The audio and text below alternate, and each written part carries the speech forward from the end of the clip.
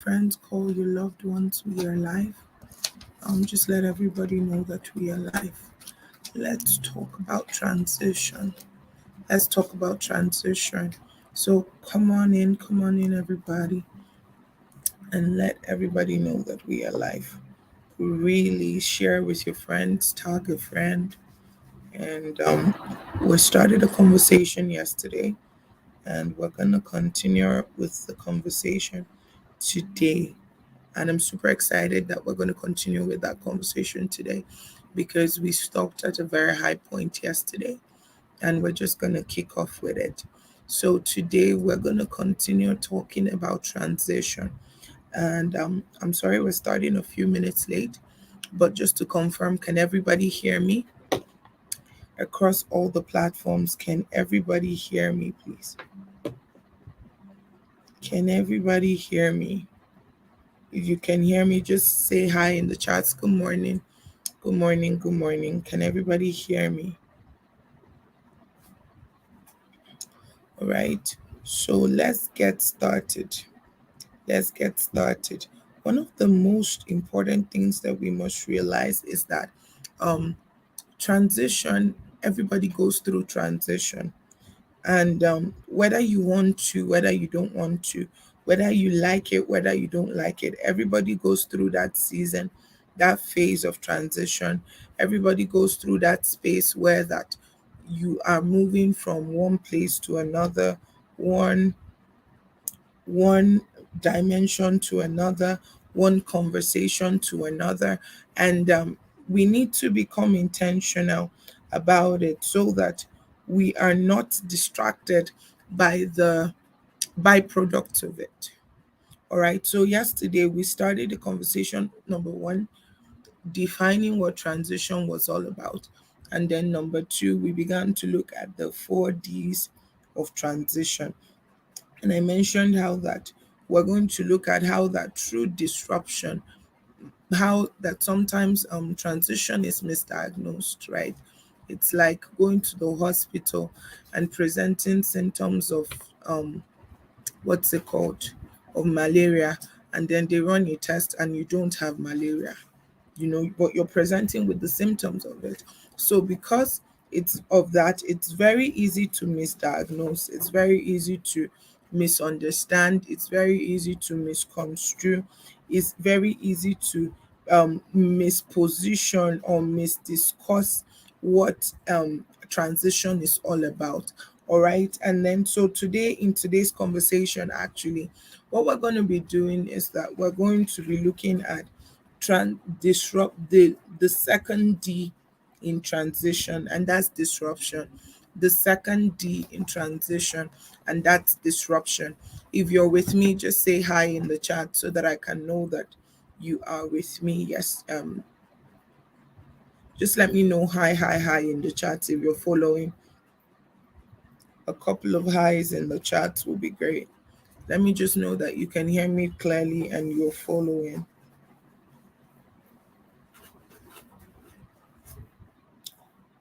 I guess while we wait for light to come back on.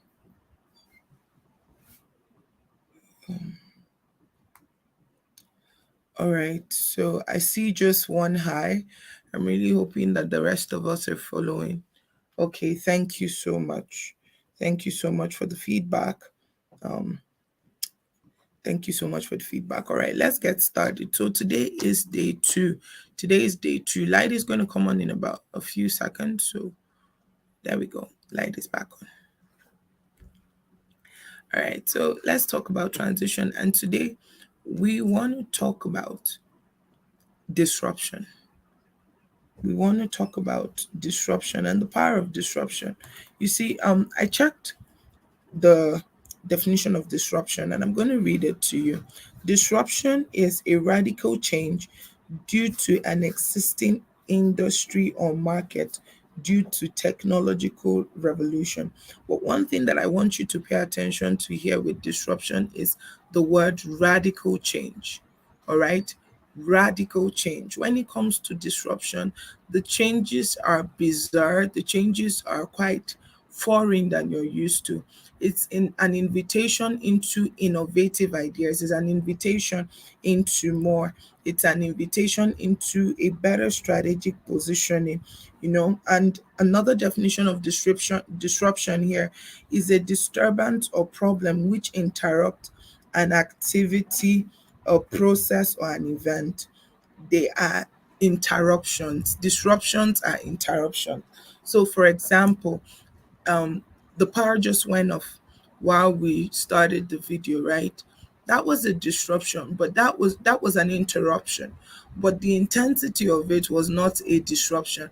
What would be a disruption would be the power goes off, God forbid, the gen refuses to work, and then we'll check on Twitter right now, and NEPA would post a tweet saying that you know what, the national grid is down.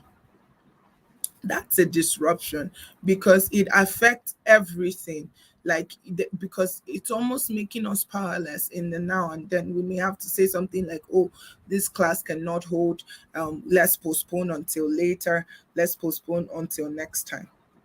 All right. I read a book by Nikki Verd. And Nikki Verd in Disrupt Yourself or Be Disrupted he said, the call to disrupt the status quo has never been louder now than ever. So he began to tell us that this is the loudest we've heard the call to disruption. This is the loudest that we've ever had, this call to disruption telling us, okay, you need to disrupt, you need to shift from your paradigm. Dr. Cindy Trim said that the world that we were born into no longer exists, that it's time to pivot. When she made that statement, it sounded so cool to hear it the first time. However, over time, as we began to understand the responsibility that comes with the pivot, we realized that when disruption comes, it's an invitation to innovate. Because the truth is, you can't fight change. Change is one thing that you can't fight. So you can fight everything, but you can't fight change because change is bound to happen. For example, the clothes you wore at 3 years old, you obviously can't comfortably wear them now, no matter how beautiful they look, no matter how fancy you feel they still look. You just can't wear the clothes you wore at 3 years now. Why? Because you know that wearing them is not right. Wearing them, it won't even fit you. Like, imagine wearing the clothes you were 3 years old now. Like, if you can still wear your 3-year-old clothes now, then come, let's give you an award, because it's something else. It's something else. But here, I want to share something with you crazy. And this is just, I wrote a book, The Rise of Disruptors, but God has not allowed me to publish it yet. And trust me, when I do, it's going to be one book that will revolutionize everything. But Reagan said something, the 40th US President Ronald Reagan. He said, status quo, is the Latin for the mess wearing. I know that my reaction when I saw it was like, wow, status quo is Latin for the mess wearing. So that means that except we choose to participate in disruption, we are going to exclude ourselves from the new. Oh, somebody's like, what is wrong with this woman? Yes, except we choose to participate, what we're doing is we're excluding ourselves from being pioneers, excluding ourselves from being at the front line, excluding ourselves from allowing the change that has already happened to transform us. Because every time that transitions happen is an invitation to an upgrade. I'll repeat it again. Every time that transitions happen, it's an invitation to an upgrade. For example, when you are transiting from primary 3 to primary 4 in school, for those of you in Nigeria, of those of you that are transiting in grade 7, from grade 7 to grade 8, if you stay outside Nigeria, you would realize that the level of knowledge that you needed to sufficiently thrive in that environment needed to shift for you to be able to win in the new environment, right? So If you choose not to participate, if you choose to be a bystander, if you choose to sit on the corner and watch the season or watch the change happen, then what happens is that you exclude yourself. You say, I don't want to be at the front line of this thing. One of the issues why many of us believers are where we are today is because we have refused to participate. I'll repeat this again. We have refused to participate. So the implication of this is this: we've told ourselves we don't have to be at the front line. We just have to have a share in what's going on. We don't have to be actively involved in what's going on. We just have to hear the tits and bits of what's happening. We don't have to lead the change. We just have to be a part of the change. But God is calling us to be the Joshua generation that takes over, that is conscious of the fact that you need to occupy the front line. You need to be at the front line. You need to lead the change, because the only way you can impose a kingdom narrative is if you lead the change. One of the ways to impose a narrative is to be a leader, because when you're a leader, you share your vision, you cast a vision, and then you steer people in a direction. Being a leader doesn't necessarily mean being number one. You can be the cleaner and still be the leader. But what we're saying is lead the change. Be the one that will bring up the innovative ideas. Don't just speak in tongues, be excellent. Don't just speak in tongues, serve. Really, really, really, really serve. I read a book by Devon Franklin about his Hollywood tales and how he has journeyed through Hollywood. And if you know Devon Franklin, he's a Hollywood producer. And Devon said something. He said that he was saved since he was a kid, and then he went into Hollywood. He didn't get into Hollywood by speaking in tongues. He got into Hollywood by the excellence of what he could produce. So speaking in tongues was his advantage. The ability to hear God was an advantage. However, what made him stand out, gave him access to the big rooms, what gave him access to the big guys, to the big shots, was his ability to produce results. They could trust that if this guy is on this movie, we're going to get an amazing return. So when it was time to promote him, he said that he chose to own his own production company, and they gave it to him. Why? They had seen his results. Many of us, what we blame village people for is our inability to pivot with disruption. What we say is our village people chasing us, and our inability to succeed in places is because we have refused to participate. And you must realize that change must happen with our utmost participation. Change must happen with our utmost participation. The implication of that is this: if change is going to happen, I must become an active participant in it. I must not be watching from the sideline. I must not be looking from the side. I must actually go out there and put my hands on the plow and get to work. And so disruption is an invitation to work. It's an invitation to upgraded thoughts. Is an invitation to an elevated lifestyle. I don't mean living beyond your means. What I mean now is that you begin to see the world differently, and you begin to respond to the world differently. I remember one of the coaching conversations I had with one of my people, and he was so interested in being a millionaire. And I told him, I said, the millionaire range is full. You need to begin to think in the realm of billionaire. And I don't mean billionaire in Naira. Begin to think billionaire in foreign currencies. That even if we convert your wealth to dollars, you're still a billionaire. If we convert your wealth to euros, you're still a billionaire. That's the level that you should begin to think in. Begin to elevate your lifestyle, elevate your mindset, upgrade your mindset, transform your mindset. Begin to enter into rooms where you're not hearing millions, millions, millions, millions, millions. Millions are great, but at some point, you're going to want to be the top 1%. You're going to want to be different. You're going to want to stretch yourself to live differently. And so transition disrupts. And what I mean is this: a transition that changes seasons literally interrupts forcefully. For some of you, it could be that you would lose a job. For some of you, it could be that you would lose a loved one that you loved dearly. So for some of you, it comes to you in various different ways. But your response, what I have come this morning to talk to you about, is the import of your response. The importance of your response. How do you respond in the middle of transition? How do you respond to transition? I know we've been taught, oh, be sensitive with praying and fasting, be rightly positioned with the right people, the right places. But how do I really respond to disruptions in transition? Number one, elevate.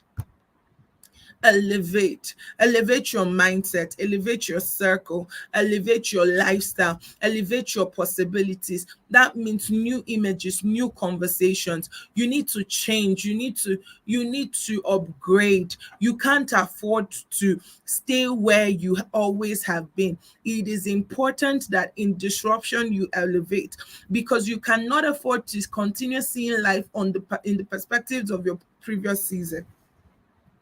If you see life in the perspective of your previous season, then you will see disruption as punishment. The reason why many of us feel like, oh, God is wicked, am I the only one? Why am I the only one going through the things I'm going through? Is because you're seeing disruptions from the lenses of your previous seasons. So elevate. Elevate is very, very important, because elevation allows you to diagnose properly. When you stay with your previous season, what happens is that what you now misdiagnose. Oh wow, my village people hate me, my boss hates me, my life sucks, my life is terrible, everybody does not like me, nobody wants to partner with me, I'm a failure, this and that. No, but what now happens when you upgrade is this: you realize that the conversations in the room changes.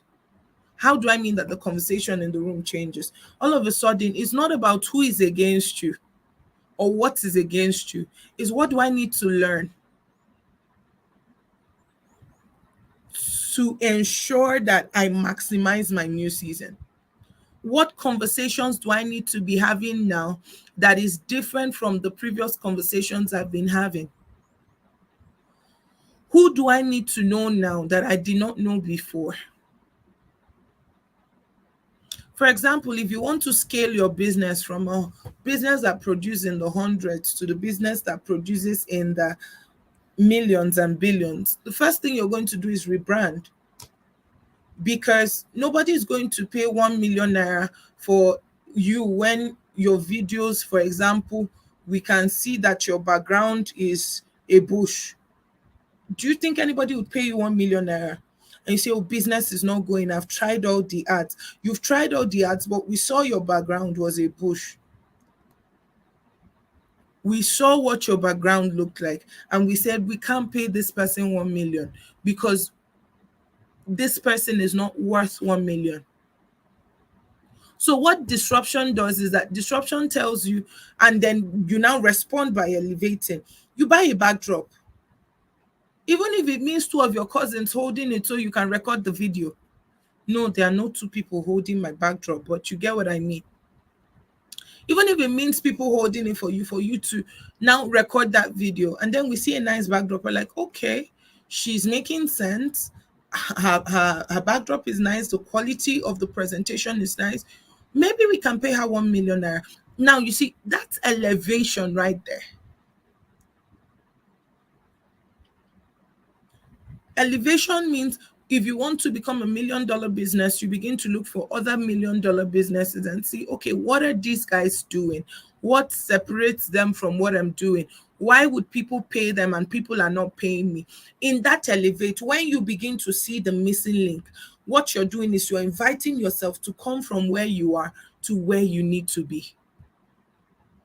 Are you guys with me? Instagram, Facebook, YouTube, are you with me? Number two, innovate. Innovate, not I, E, innovate. We're in a world of technology. We're in a world of crypto and NFTs and DeFi's and forex and affiliate marketing and content creation and what's it called? All these things. Innovate.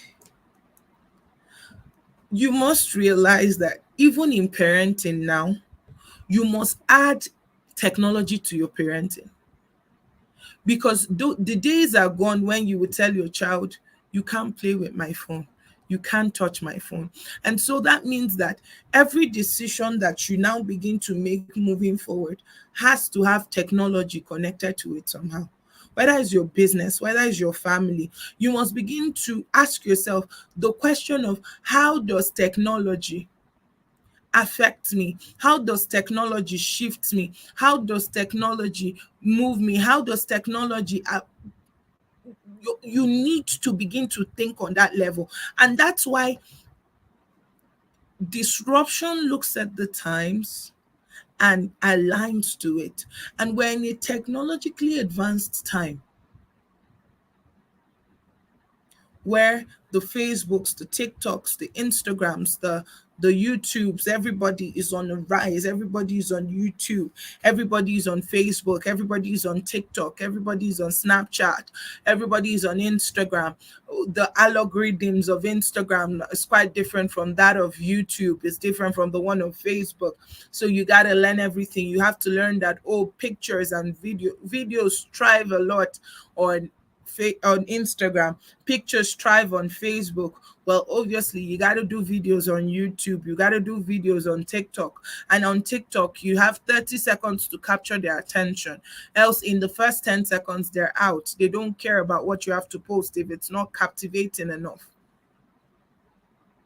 So, innovate. Now you begin to think, okay, how is my parenting affected by this? How are my relationships is affected by social media? Yesterday night, for example, a friend of mine wanted to have dinner. We couldn't have dinner. What did we do? Video call. She was in her house, I was in my house. We video called each other. We're seeing each other, we're having a conversation, yet it was a productive conversation. We gisted, we laughed at friends, we made plans, we built ideas. One of my team members, I'm supposed to have a physical meeting sometime this week. And then my team members asked a question and said, who has physical meetings anymore? And that's true, because we've all gotten so familiar and so comfortable with virtual meetings. We've all gotten so familiar and so comfortable with online meetings. Everybody wants to have a Zoom meeting that paying transport to go in person, or we would rather have a Google Meet meeting or a phone call than going into an office and being present in that office. We would rather present virtually than standing in front of a bunch of people in a room. Why? Because innovation. You need to innovate, elevate, innovate.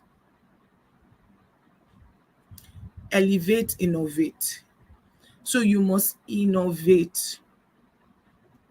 And part of it is being comfortable with unlearning, relearning, and learning.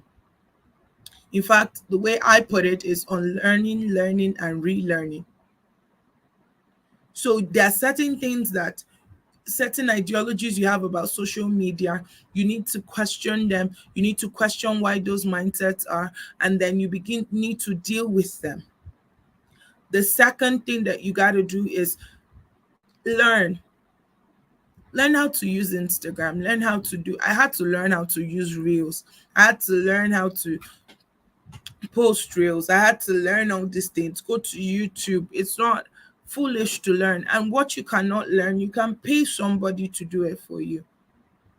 So learn how to do it and then relearn. There are certain things I knew about Facebook, but now Facebook has evolved. Facebook now has Reels. Facebook is now Metaverse. Now there are churches that are having services on Metaverse. So everything is changed. Everything is evolved. I had to go and watch a video of what metaverse is all about. What's the implication of metaverse for the next 10 years? What's the implication? How do I position myself rightly to maximize metaverse so that I'm not caught unawares, just like lockdown caught us unawares in 2020? So you need to shift your ideologies, whether it's for your business, whether it's for your nonprofit. You must understand that disruption requires innovation. The third is emancipation. This is such a legal term. I don't know what I've been doing with alphabets lately, but y'all pray for me. Your girl is in trouble with alphabets. Yesterday I gave you three C's. Today I'm giving you three E's. We're dealing with four D's. Shall pray for me is the moral of the story. I need your prayers in the chats right now. Little prayers will be nice. But emancipate. Emancipation means that you forcefully grow up really. So legally, what emancipation means is that I believe I'm grown. I don't want to be under parental supervision anymore, and I walk away. I believe I'm grown. I don't want to be closely monitored. I up and leave. Now, in this particular instance, what I mean by emancipation is you need to shift.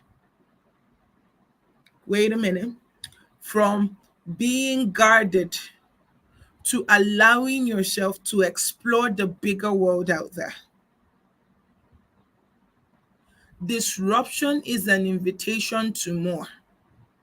And one of the things that I came to tell some of y'all this morning is that you played like a local champion long enough. A disruption is coming in this transitive season for you that is going to position you for a legal impact, global impact, global influence, global takeover, global positioning, global attention. But you've got to emancipate. You've got to give yourself permission to come out of that box of this is what I can achieve within this sphere. It's okay to dare new things. It's okay to experiment new things. It's okay to try new things. No longer become married to the method. No longer become so married to the process. No longer become so married to the outcome. Position yourself for even failure, because there are lessons in failure that success will never teach you. There are lessons in failure that success will never teach you. Are you with me today? I'm not getting comments in the chat, so I don't know if my network is stripping off or what's going on. So I need to know that you're with me.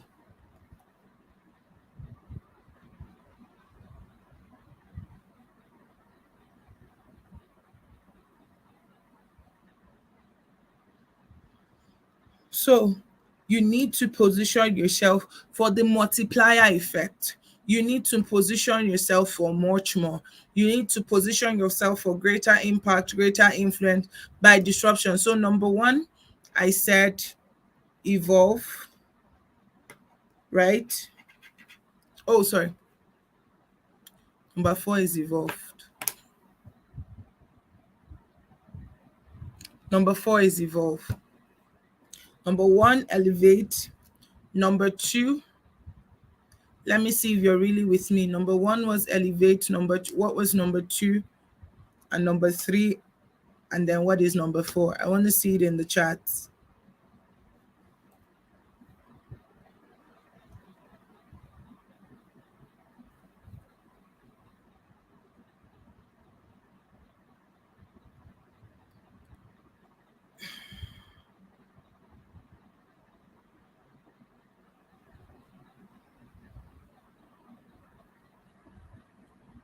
Innovate, absolutely. Number two was innovate. Number three, innovate with an E, by the way. Number three, emancipate. Emancipate. Thank you. Awesome. And number four, evolve. Evolve, evolve, evolve, evolve. Guys, we gotta evolve. Let all of the things, elevation, innovation, emancipation, lead us to a greater outcome, lead us to becoming better, lead us to standing out, lead us to evolving into a better version of yourself, into an upgraded version of yourself. You need to evolve. You need to evolve. You know, we talk about the evolution of human beings and how human beings have evolved from one level to another. human beings have shifted from one level to another, and we must be very intentional about the possibilities that we birth as human beings. We cannot afford to be lackadaisical, we cannot afford to be nonchalant, we cannot afford to um, just be careless about our evolution, because our evolution determines our outcome in the future. Our evolution bets the change that we've been praying about. Our evolution will determine how we are viewed in the next. So when we go from this old season and begin to go through the transition season and first elevate our mindset, elevate our lifestyle, elevate our possibilities, elevate our conversations, then we begin to innovate. We begin to see how we can connect the current global season to our current journey. And we're in a season of technology, and so we innovate and then emancipate by letting go of things that are holding us and keeping us down. And now the outcome of it is an evolved you. The outcome of it is a brand new you. The outcome of it is a shifted you. The outcome of it is a changed you. The outcome of it is an elevated you. The outcome of it is a brand new you. And so we must be very intentional about this. All right. So I want you to be very, very intentional about these four E's that I talked about today in disruption. And I want you to think about them again and go through them again. And today I'm going to end with TD Jakes' quote. It's a quote that has blessed me. It says something. It says, "You can't have change without disruption. You can't don't allow your disruption to be a distraction, because every distraction presents an opportunity." So every time that you're in disruption, you must begin to look for what are the opportunities that are mine, what are the opportunities that I'm presented with in this disruption, what are the opportunities that come my way, what are the opportunities that I have access to because of this. And so we must be very, very intentional about that. So I'm going to take questions now. Does anybody have any questions? Does anybody have any questions? So that we do not misdiagnose transition.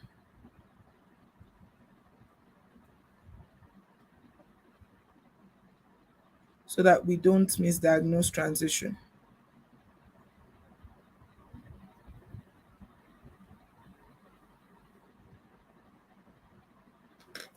Any questions? We're over 30 minutes, and I really wanted to keep this at under 30 minutes. Sorry for keeping you longer than you planned for, really.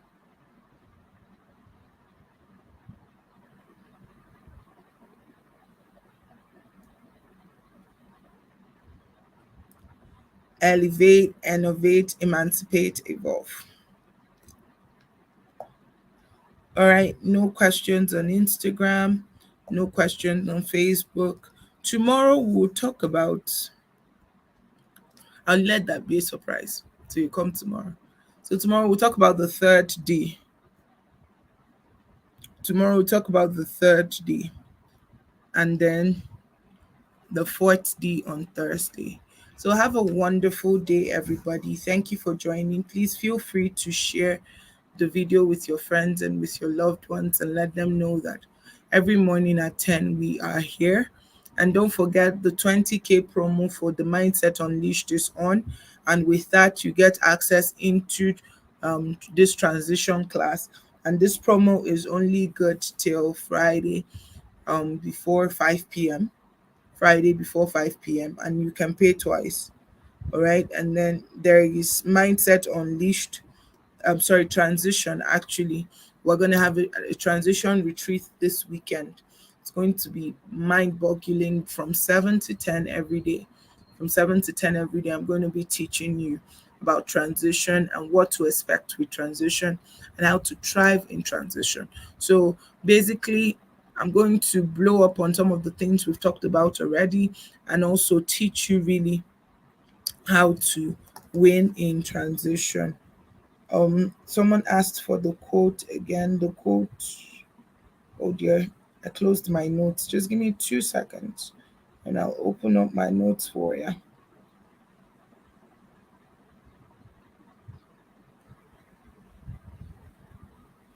The quote is this: you cannot have change without disruption. Sorry. You cannot have change without disruption, and don't allow your disruption to be a distraction. Every disruption presents an opportunity. Every disruption presents an opportunity. So, what opportunities are you getting from your disruptions? Find the opportunities. See you guys tomorrow morning at 10 a.m. and have a blast. Bye.